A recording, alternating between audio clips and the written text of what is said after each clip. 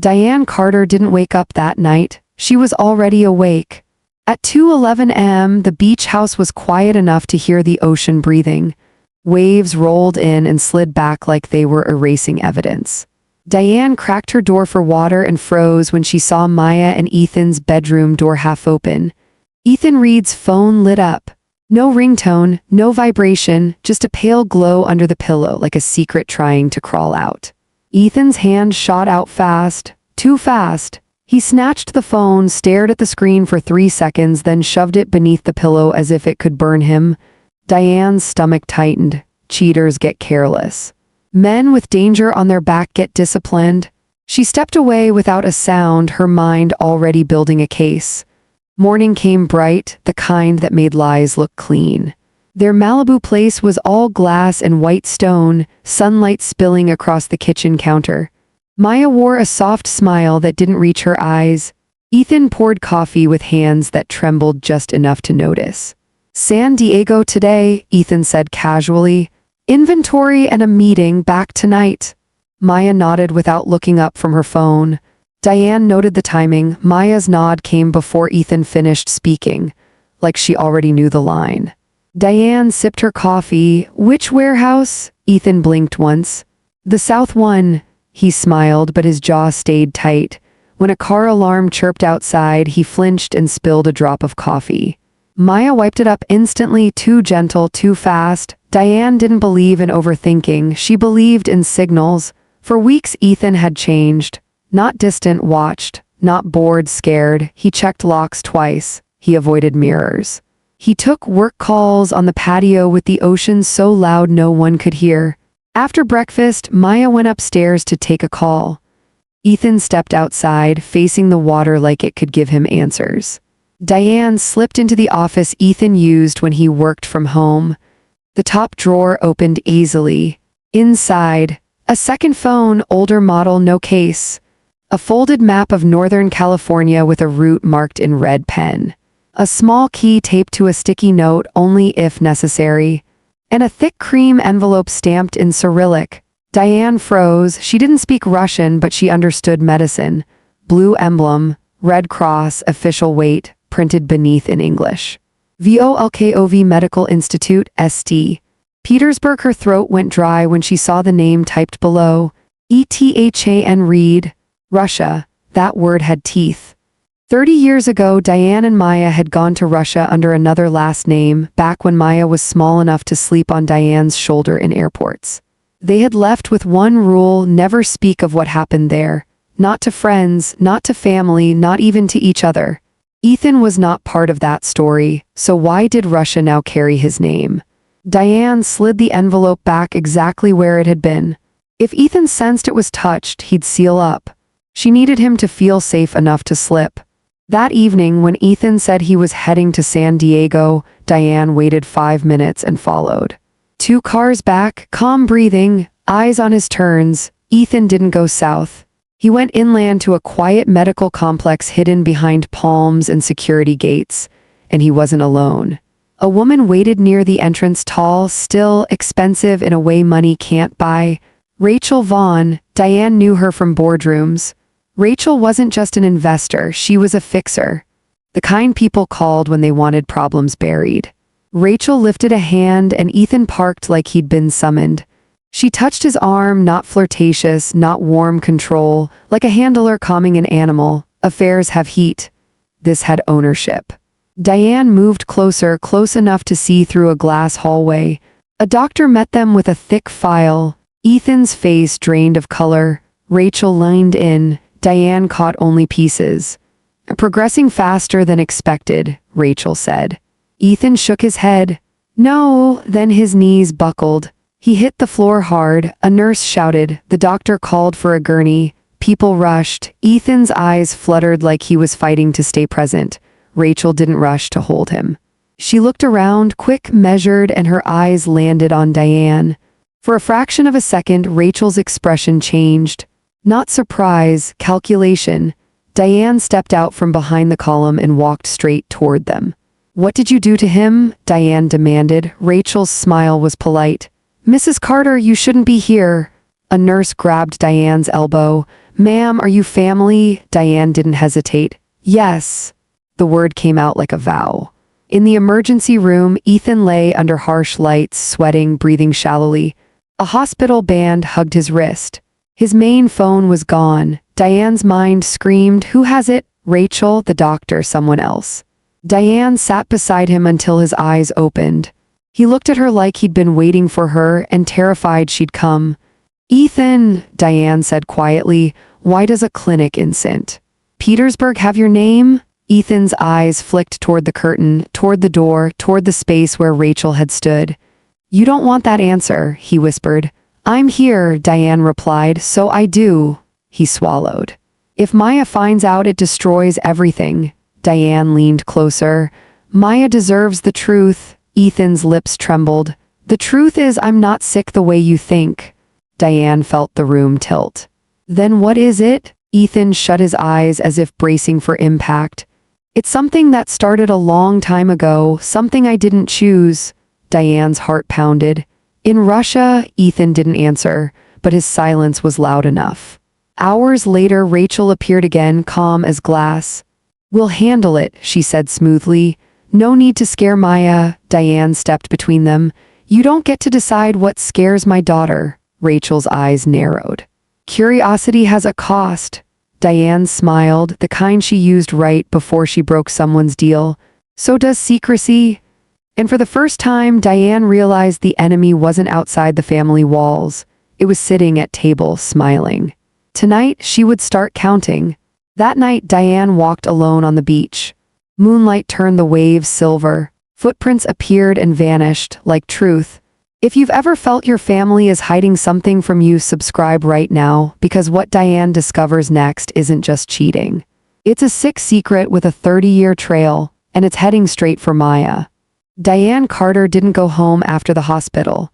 She sat in her car overlooking the ocean, hands on the steering wheel, replaying Ethan's words. "It started a long time ago, something I didn't choose." Men who cheat say many things. Men who are trapped say very little. Diane understood contracts. She understood leverage. She understood fear. Ethan wasn't hiding love, he was hiding survival. When she finally returned to the beach house, the lights were on. Maya stood barefoot in the kitchen, arms crossed, eyes red. "Where were you?" Maya asked. Diane met her gaze calmly. "With Ethan." Maya stiffened. "He said he went to San Diego. He collapsed at a medical center in Malibu." Maya's breath caught. "What?" Diane watched the panic spread. Not confusion, not shock, recognition. "Why didn't he call me?" Maya whispered. "Because someone told him not to," Diane replied. Maya shook her head. "That's not true." Diane placed the cream envelope on the counter. Maya stared at the Russian stamp, her face drained. "You've seen this before," Diane said. Maya swallowed. "I don't know what that is." Diane leaned closer. "Then why are your hands shaking?" Maya backed away. "Mom, please, you don't understand." "Then help me." Maya's lips parted, then closed. Diane saw the war inside her daughter, loyalty versus fear. Maya turned away. "He's just stressed. The business." Diane cut in softly. Rachel Vaughn was there. Maya flinched. There it was, not betrayal, exposure. Rachel's name had weight. Rachel had been helping restructure the company for months.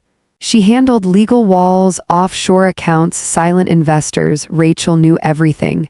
"Rachel said it's under control," Maya whispered. Diane's voice hardened. "Control is never free." That night, Diane didn't sleep. She opened old files, traced money, reviewed contracts she had once trusted Maya to manage. Patterns emerged. New shell companies, emergency clauses, power of attorney drafts. Everything shifted toward Rachel and away from Ethan. Diane realized something chilling.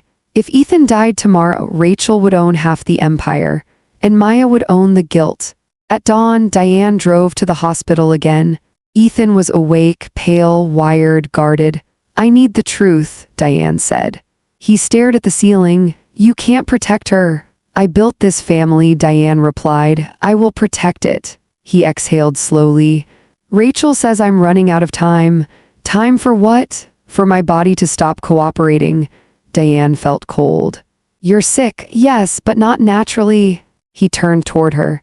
Do you remember Russia? Diane froze. I don't mean your trip, Ethan continued.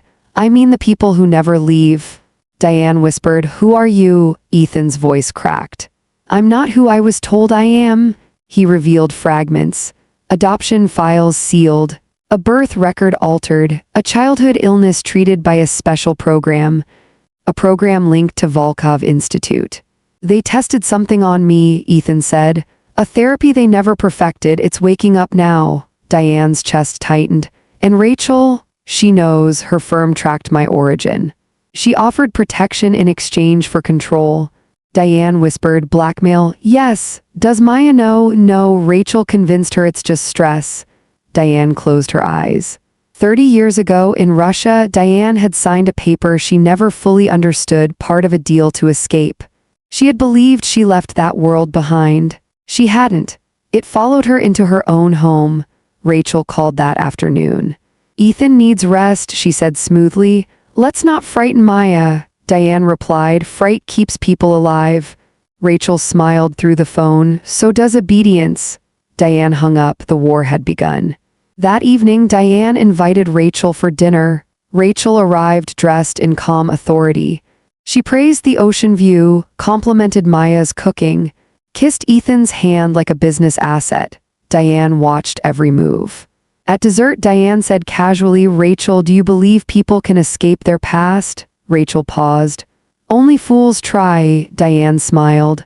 I disagree, only cowards stay. Rachel's eyes sharpened. Ethan dropped his fork. Maya looked between them, confused. Diane continued, Some secrets rot families from the inside, others save them. Rachel replied, Secrets are leverage. Diane met her stare. Not when the wrong person holds them. Silence stretched. If you've ever sat at a table where smiles hid knives, subscribe now, because the truth Diane uncovers next will destroy someone. Rachel rose. I should go. Diane nodded. Yes. You should. As Rachel left, she leaned toward Diane and whispered, Curiosity will cost you your daughter. Diane whispered back, So will your lies. Outside, waves erased footprints again. But this time, Diane wasn't walking away. She was hunting. Diane Carter had learned that the most dangerous people don't shout. They whisper. The morning after Rachel's dinner visit, the beach looked innocent, foam, sunlight, gulls, like nothing bad had ever happened. Inside the glass house, everything felt wrong. Maya moved around the kitchen making breakfast as if routine could fix fear. Ethan sat at the island with a mug he never lifted, eyes snapping to every sound outside. Diane slid a legal folder across the counter. Do you recognize these clauses? Maya frowned. Mom, please, not now. Now is when people get saved, Diane said. Ethan's jaw tightened. Diane, stop. Diane opened the folder anyway. Emergency control transfer. Voting rights if a medical incapacity event occurs. Authority handed to an outside stabilization partner. Maya tried to smile. That's standard. It's a takeover dressed as help, Diane replied. These papers don't protect the company, they protect Rachel. Ethan stood up so fast the stool scraped. You're scaring her. Diane stepped closer. Good. Fear is honest. Ethan's hands trembled. You don't understand what she can do. Then explain it, Diane said softly. He looked at Maya like he was begging her to end the conversation. Maya's eyes were wet, but she said nothing. Diane let the silence breathe, then dropped the truth. I found the second phone. Maya's head snapped up. Ethan's eyes widened. Diane placed the old phone on the counter between them like a weapon. Tell me whose number wakes you at 2:11 a.m. Ethan's throat bobbed. Don't. Diane clicked the power button. A lock screen notification flashed, no name, just a number and 2 words, run plan. Maya covered her mouth. Ethan, Diane typed a code she guessed, Maya's birthday. The phone unlocked. Maya whispered, That's I know, Diane said, that's why it worked. A message thread appeared, short, cold, precise. Unknown, you missed your check-in, ETHAN. I was with family. Unknown, family is a liability, do not repeat. Unknown, appointment confirmed. Bring the file, ETHAN, I can't keep doing this. Unknown, you can, or Maya learns why Russia stamped your name. Unknown. And Diane learns what she signed 30 years ago. Maya's voice cracked. What did you sign, Mom? Diane felt her stomach turn to stone. So Rachel didn't just know Ethan's past, she knew Diane's. Ethan grabbed the phone like it was a collar. Give me that. Diane didn't fight him. Answer her, she said, eyes on Ethan. Is this cheating? Ethan's eyes flashed with pain. No, Maya's tears spilled. Then why are you hiding things with Rachel? Ethan swallowed hard. Because she owns information that can destroy us. Diane leaned in. And because you let her decide what your family deserves to know. Ethan looked away. That was the confession. Diane lowered her voice. We pull the trap apart, but we do it smart. Ethan shook his head, panic rising. She has people. Diane's smile was small and sharp. So do I. She left the house and drove to headquarters, her company, her rules. She didn't announce herself. She walked into legal like she owned the air. I want every agreement with Vaughn Advisors, she said. Every addendum, every emergency clause. A young attorney hesitated. Those files are mine, Diane cut in. Bring them. 30 minutes later, a thin folder landed in front of her. Diane flipped through it fast, eyes trained by decades of audits.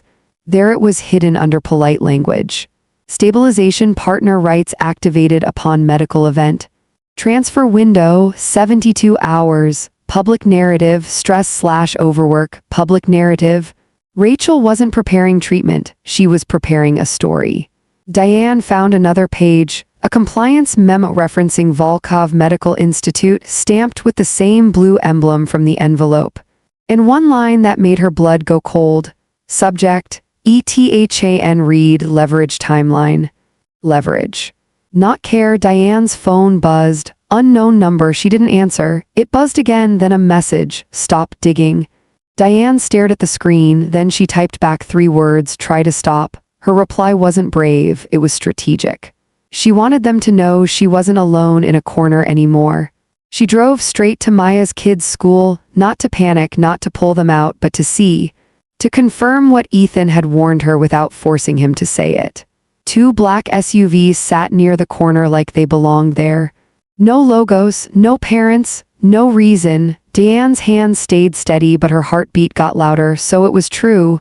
This wasn't a scandal threat. It was a pressure point. Diane returned to the beach house at sunset. Inside, Ethan was stuffing clothes into a small bag. I have to go, he said, voice shaking. If I don't meet her, she'll... Diane stepped into his path. She'll what? Hurt your reputation? Ethan's eyes widened. Don't say it, Diane demanded. Say what she's really threatening. Maya came down the stairs and stopped mid-step. Threatening what? She whispered. Ethan's shoulders collapsed. The kids. Maya's face went white. Our kids? Ethan nodded once like it physically hurt. I tried to keep you out of it. Maya stumbled closer. Out of what? Diane spoke carefully, every word chosen. Out of a story that started in Russia 30 years ago and is now being used to control this family. Maya turned to Diane, eyes burning. Mom, what did you sign? Diane swallowed, remembering a cold office, a paper she could barely translate, a promise made to escape. I signed something to save you, Diane said. Ethan whispered, and now it's killing me. The ocean roared outside as if it approved. If you think this is just a cheating story, subscribe, because the next step Diane takes is the kind of step that destroys comfortable lives. She's going to bait Rachel, she's going to force the truth into the light, and she's going to find out what Russia really did to Ethan. A black sedan rolled slowly past the beach house. No headlights, no music. Just a calm, patient crawl. Ethan saw it and went pale. Diane watched it through the glass and whispered, she's already here. The doorbell didn't ring, that would have been normal. Instead, Diane's phone lit up with a video clip from an unknown sender, 10 seconds long. It showed Maya's kids walking out of school, laughing, and then the frame paused on their faces. A caption appeared under it, simple and sick. We see everything. Diane's thumb hovered, then she turned the screen toward Ethan. This is your meeting, she said. And this is my war.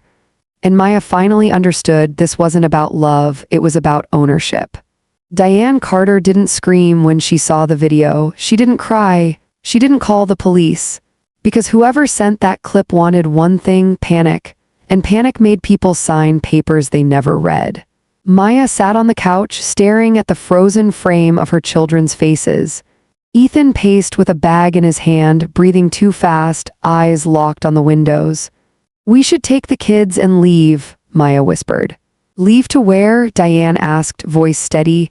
"To another address she can find in 10 minutes, Ethan swallowed. "Rachel isn't alone." "I know," Diane said, "that's why we don't run. We set the terms." She took the second phone and opened the thread again. One line burned, and DIANELEARNS, what she signed 30 years ago. Maya's eyes snapped up. "Mom, tell me, now." Diane sat across from her, palms open. 30 years ago you were 6, you had a fever that wouldn't break. Doctors here called it unknown. Your father was gone, we were broke, and I was terrified. Maya whispered, "I remember the hospital smell." Diane nodded. "A man approached me. He said there was a program overseas, Russia, where they treated cases Americans couldn't. He promised it would save you." "And it did," Maya said, voice shaking. "Yes," Diane admitted, "but it wasn't charity. It was exchange." "Exchange for what?" Maya asked. "Silence," Diane said, "and a signature. St. Petersburg, snow, a building with no sign, men who smiled without warmth, a translator who never gave her name." "I signed papers I didn't fully understand," Diane said. "They told me it was medical consent and confidentiality." Maya's voice cracked. "And you never told me?" "I wanted you to have a normal life," Diane said. "You got better and I convinced myself the nightmare was over." Ethan let out a harsh breath. "But it was a contract." Diane turned to him. "Why do you know that word?" Ethan's eyes glistened. "Because my whole life feels like one." He sat down hard. "As a kid I had blackouts, bruises, a needle mark once. I asked questions and got punished. Then at 25 I found out I was adopted. My birth record was sealed." Maya covered her mouth. Ethan continued, "In that Volkov file there's a subject code. It matches a number I found on an old immunization card in my childhood box. Like I was inventory." Diane's spine went rigid. "You were part of their program," Ethan nodded, "and now whatever they did to me is failing." Maya stood, shaking. "So Rachel knows this and she's using it?" "Yes," Diane said. "She's turning your husband's body into leverage." Diane didn't tell Maya the next part yet. That signature hadn't only bought treatment, it had bought access. Back then, a clerk slid a second page under the first, thin paper, heavy meaning. A clause about requested meetings. Diane remembered hesitating and the translator smiling as if hesitation was childish. "Sign," the woman had said, "or go home and watch your daughter fade." Diane signed. Now, decades later, someone was cashing the receipt. Ethan's phone buzzed again, silent, timed, deliberate. His face tightened and his hand pressed his ribs as if pain lived there. "If I don't respond, something happens," Ethan said. "A bank freeze, a shipment mistake, a rumor." Maya's eyes widened. "So those delays were warnings," Ethan admitted. Diane's mind clicked. "Then Pier 17 is a test. They want to see who controls you." Maya panicked. "Mom, don't go." Diane held her daughter's hands. "You stay here with the kids, you act normal. Normal is camouflage." Diane opened a safe behind a family photo and pulled a thumb drive labeled "Only if I disappear." Then she made one quiet call to a security consultant who didn't ask questions, only coordinates. "Stay off-site," Diane said. "I want eyes, not sirens." Diane leaned to Ethan. "You talk, you stall, you get her to say the kids' names. Once she says them, it's extortion." Ethan swallowed. "What if she doesn't show?" Diane's smile turned cold. "She'll show. People like Rachel don't outsource victory." Diane moved to the kitchen island. "Step 1, bait her. Step 2, record her. Step 3, force her to say the threat out loud." Ethan flinched. "She won't." "She will if she believes she's winning," Diane said and typed from the second phone. "ETHAN, I'll sign. I need the kids safe. Tell me where." The reply came fast. "Unknown, 9:30 p.m. Pier 17. Alone, unknown. Bring the file, unknown, no GAMES. Pier 17 has cameras, Maya whispered. Good, Diane said. We'll use that. She pulled a tiny recorder from a drawer and placed it in Ethan's palm. Under your collar, keep live location on. If anything shifts, I'm there. Ethan stared at it. This could get us killed. Diane's gaze didn't move. We're already in the crosshairs. The difference is whether we stand still. Maya's voice trembled. Mom, if this started with me, then it's my fault. Diane snapped, gentle but firm. No, the fault belongs to the people who sold fear and called it medicine. She inhaled, then said what she'd buried for decades. There's more, Maya whispered. More than the papers? Diane nodded. In Russia, I saw another child in a hallway, a boy about 8, pale, quiet. He stared at me like he recognized me. His bracelet had an American name. Diane's voice went thin. Ethan? Ethan's head lifted sharply. No, that's impossible. I never forgot the letters, Diane said. I told myself it was coincidence. But when I saw Volkov and your name on that envelope, the hallway came back. Maya looked between them, horrified. You saw him when I was sick, Diane nodded. And I think our lives crossed there for a reason. Ethan's hands shook harder. So what does that mean? Diane stared past the glass at the dark water. It means Rachel isn't just blackmailing you, she's collecting what Volkov started. She's finishing it.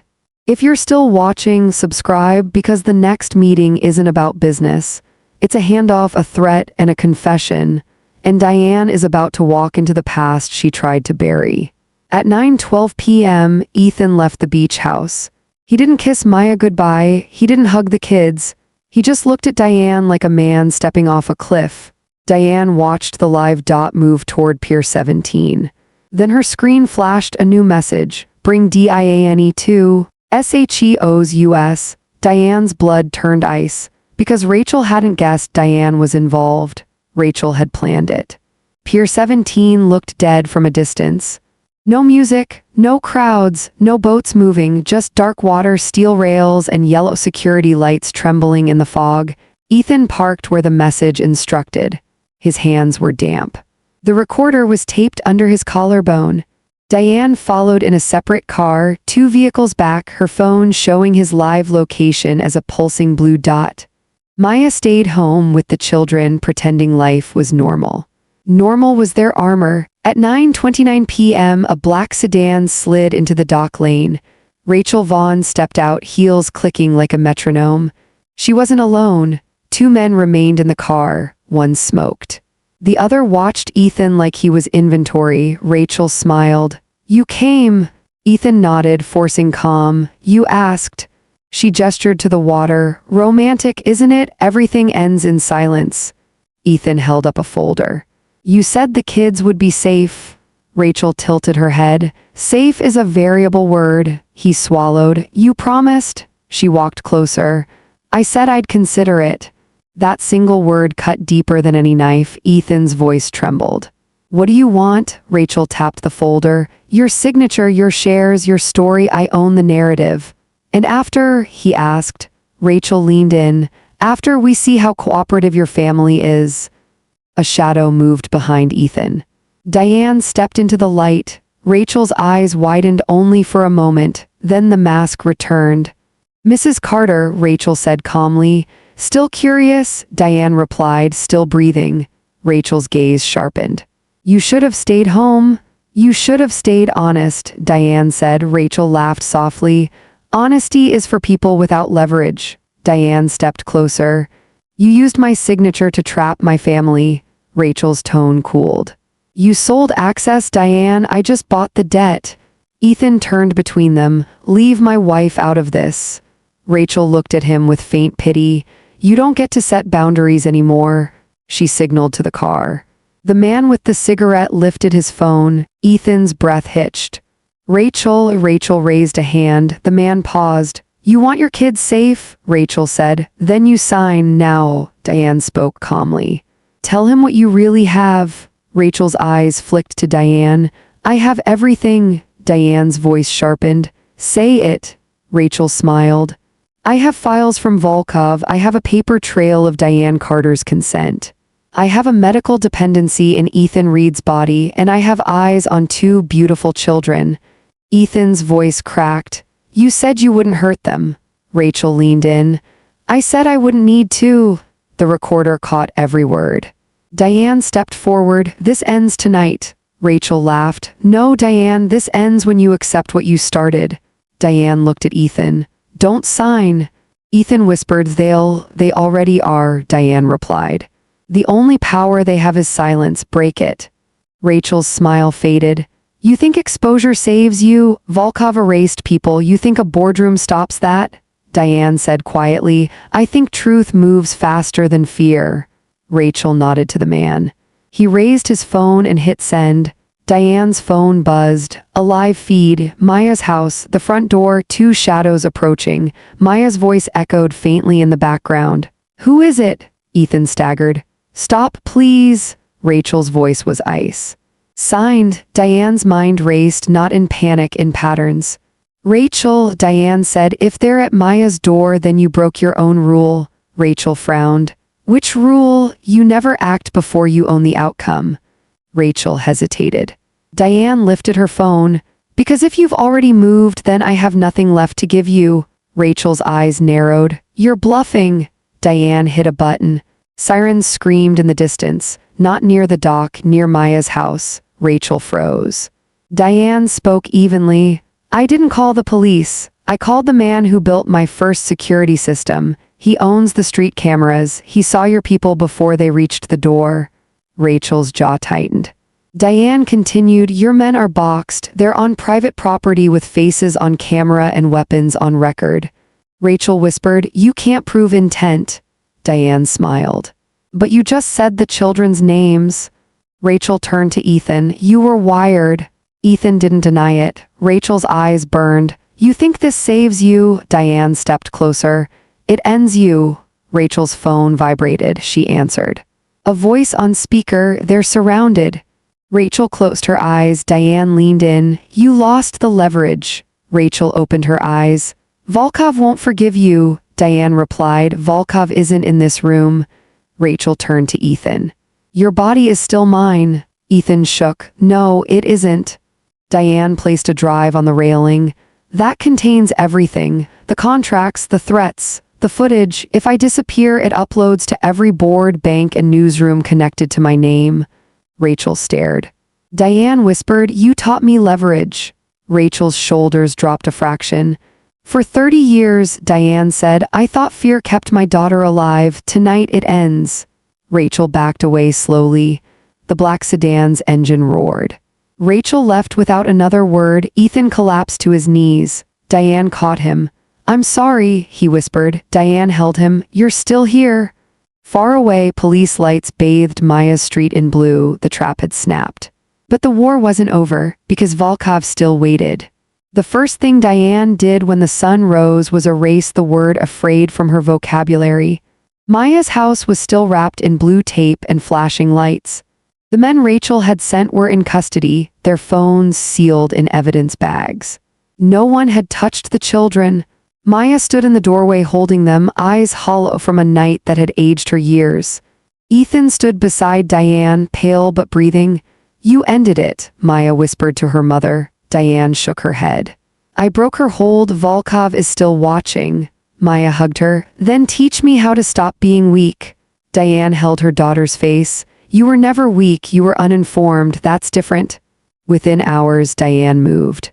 She activated the dead man protocol on the drive. Every document Rachel had ever touched began replicating across secure servers, banks, auditors, journalists, regulators, and 3 law firms that owed Diane their existence. The message was simple: if I fall, everything opens. Rachel's network began collapsing before noon. Accounts froze, shell companies vanished, investors called in panic. By evening, news broke. Vaughn advisors under federal investigation for coercion, blackmail, and foreign collusion. Rachel disappeared. Volkov did not. 2 days later, a courier delivered a black envelope to Diane's office. Inside, a photograph, a hallway. White walls, harsh lights, a boy with a hospital bracelet. Ethan, on the back in neat ink, you don't erase us, you graduate. Diane didn't flinch. She invited Ethan into her office and placed the photo on the desk. This ends when we stop pretending we're alone, she said. Ethan's voice shook. They changed my body, I don't know what they put in me. Diane slid another folder forward. Inside were reports from 3 independent labs. Rachel had lied. Volkov's therapy wasn't lethal, it was incomplete. Ethan's condition wasn't a countdown, it was a signal. You were altered, Diane said, but you aren't broken. Ethan stared. So I'm not dying? No, Diane said. You're waking up. Ethan collapsed into the chair, tears silent and violent. Maya watched from the doorway. Diane turned to her. You grew up believing silence saved you. It didn't. It delayed the bill. Maya nodded. I won't hide again. Diane made one final call to a man whose name never appeared on paper. I want a meeting, she said. St. Petersburg, private. A pause, then. Volkov does not negotiate. Diane replied, Volkov does not know me. A week later, Diane stood in a glass room overlooking a gray river. Across from her sat a man with eyes like winter. You signed, he said. I survived, Diane replied. You owe, he said. I paid, Diane said, with 30 years of silence. You gave us access. I gave you a mother's fear, Diane said. You built a business on it. He leaned forward. You cannot erase history. Diane slid the drive across the table. I can teach it to scream. He didn't touch it. Diane continued. Rachel believed leverage lives in darkness. She was wrong. Leverage lives in consequence. The man studied her. You will not expose us, he said. I already have, Diane replied. You're trending in 3 languages. Silence thickened. What do you want? He asked. Diane didn't hesitate. Release Ethan's file. Publicly, every subject you touched gets their truth. You end the program permanently. And if we refuse, Diane's smile was gentle, then your past becomes your future. 3 days later, a press leak detonated across the world. Volkov's program, children, consent, foreign trials, Ethan's name was in it, so was Diane's. She didn't deny it. She stood on camera and said, I signed in fear, today I speak in responsibility. The backlash was brutal. But it didn't touch the children, and it couldn't touch the truth. Volkov closed within a month. Rachel was found 6 weeks later in a country without extradition. She watched the news from a screen and whispered, You won. Diane didn't hear it. She was teaching Maya how to read contracts. Ethan began treatment not to erase what was done to him, but to understand it. He stopped flinching at sirens. He slept. One evening, the family walked the beach together. Maya held Diane's hand. I thought love meant protecting lies, Maya said. Diane squeezed back. Love means ending them. Ethan looked at the ocean. They own my body, not my future. Diane smiled. The waves erased their footprints. But this time, nothing needed to be buried. If this story moved you, subscribe, because sometimes the real revenge isn't destruction. It's exposure. And sometimes the sick secret isn't what someone did to you. It's what fear convinced you to accept.